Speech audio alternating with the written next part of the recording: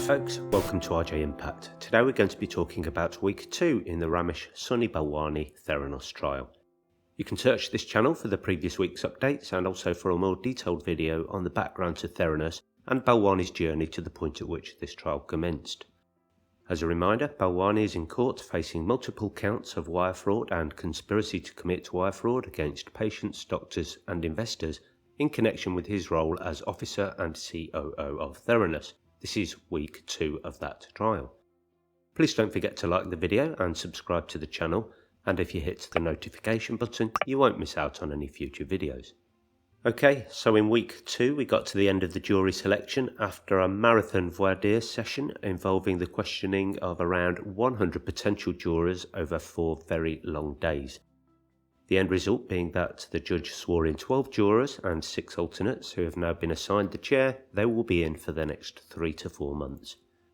The final numbers were equally balanced on the jury, 6 men and 6 women, and the alternates are comprised of 4 men and 2 women. I'll just pick out a couple of the exchanges in the final voir dire sessions. There was a vet who had a whole host of ill baby goats turn up at his facility and had been texting a staff member instructions on how to fit a catheter. A couple of jurors had seen adverts on TV for the Hulu Dropout series, and one said she'd seen an HBO documentary about Theranos. One had read avidly about the case on Reddit and Twitter, and yet another had followed the Holmes case.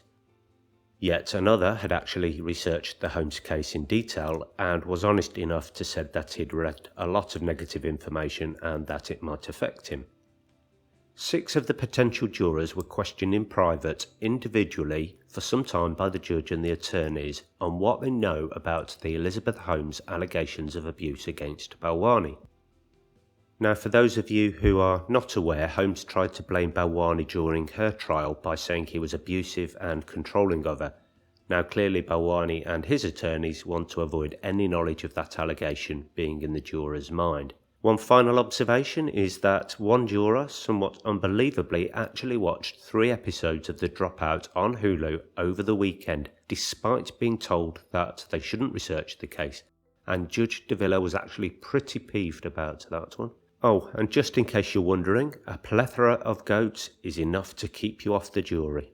And just as we were about to get to the opening statements, we heard that someone in court was in contact with someone else who tested positive for COVID-19, so everyone was sent home for the day. After a negative test, everyone was back on Friday.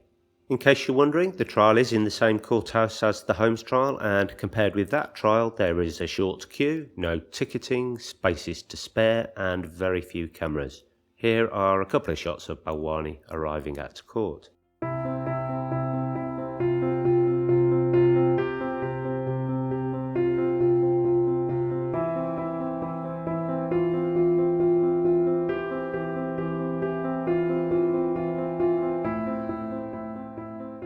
I did wonder whether Balwani would arrive at court holding his mother's hand like Holmes did when she arrived at court, but alas, no.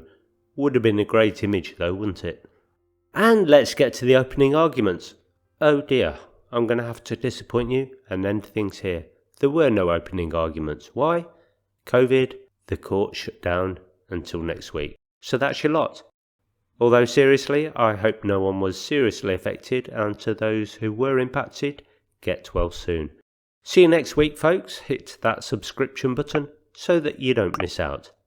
Bye for now.